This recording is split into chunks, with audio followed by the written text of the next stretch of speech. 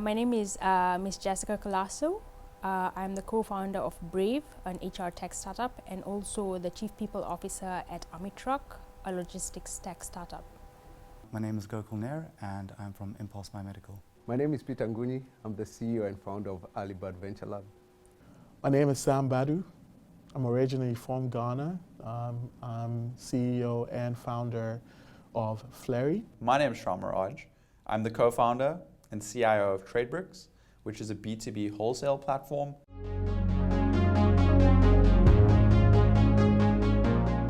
Best experience, I would say, is more kind of recently. Both my co-founder, Mr. Bierkes, and I, we started pushing each other, self-care, fitness, etc.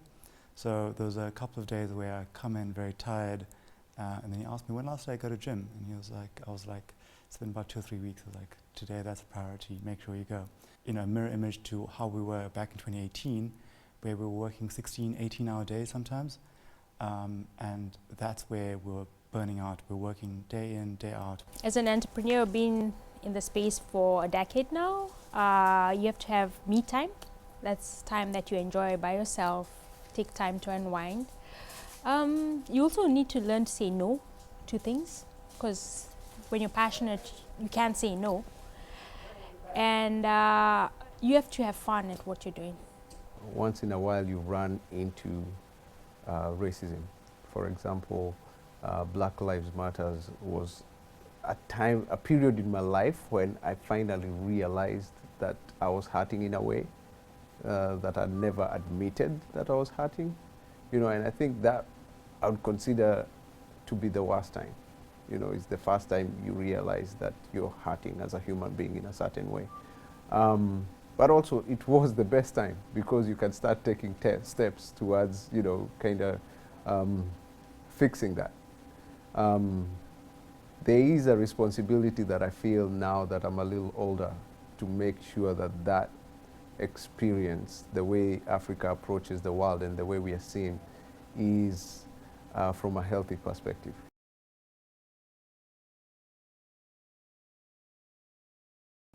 It's finding the set of actions, whether it's exercise, whether it's talking to friends, whether it's clear boundaries around work and personal life.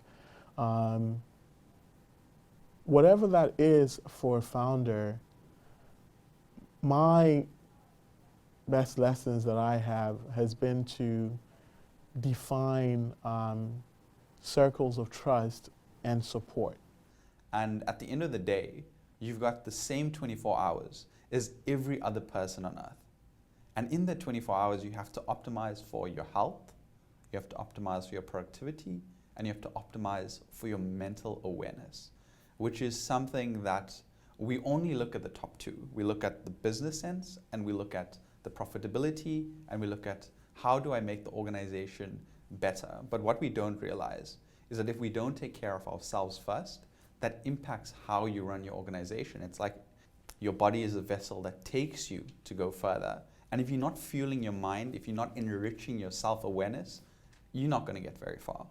And at the end of the day, priority number one needs to be your self-awareness. And if that is your second priority, your business is probably going to scale to a level that's unsustainable, damaging to your health. And at the end of the day, your health is the most important thing.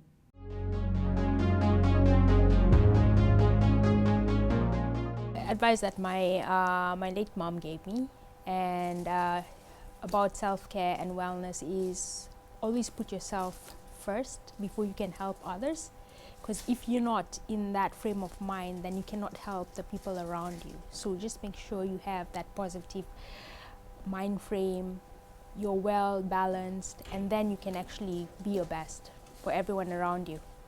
He sat down with us and he said, remember, a startup is not a sprint, it's a marathon. This is something you need to keep going on for 5, 10 years. And if you run at the pace as if it's a sprint, you'll burn out and fail. Your body will fail, the stress will take hold of you. So make sure you pace yourself. Finding, you know, the 2, 3 people who you can be accountable to, actually that just helps, you know. A problem shared is a problem half solved. So I think that's a starting point.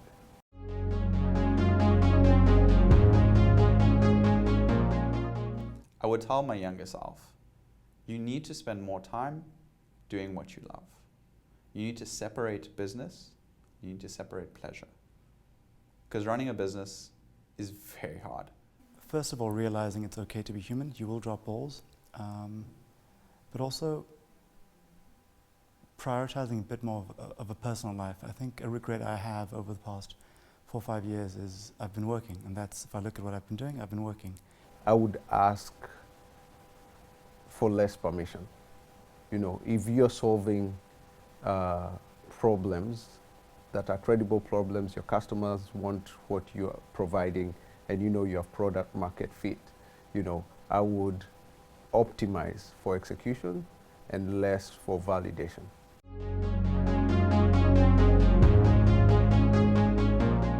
When it comes to mental well-being, self-care, wellness, there's nothing wrong in being vulnerable. Being vulnerable is the best advice I can give someone.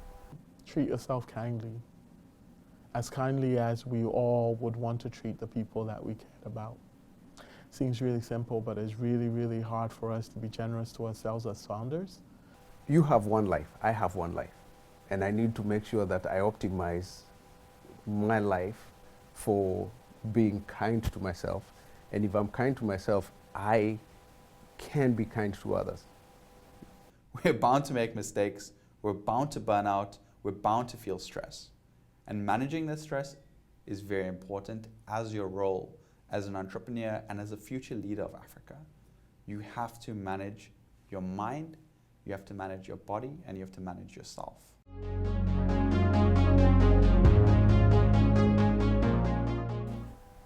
For the next 10 years, it's really paying it forward, and not in terms of investment, but knowledge sharing.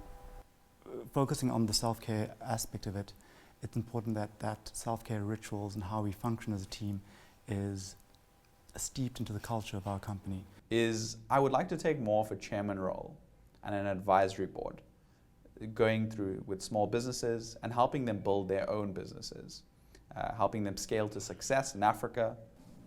The world that we're building, where there's optionality for immigrants, is a world where there is more time and dedication to caring for ourselves.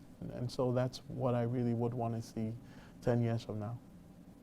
I wish to see an Africa that is the Africa I believe in, that is the Africa that my grandparents believed in, that is an Africa that is empowered, that we get the value of the goods we consume, that the young people get jobs.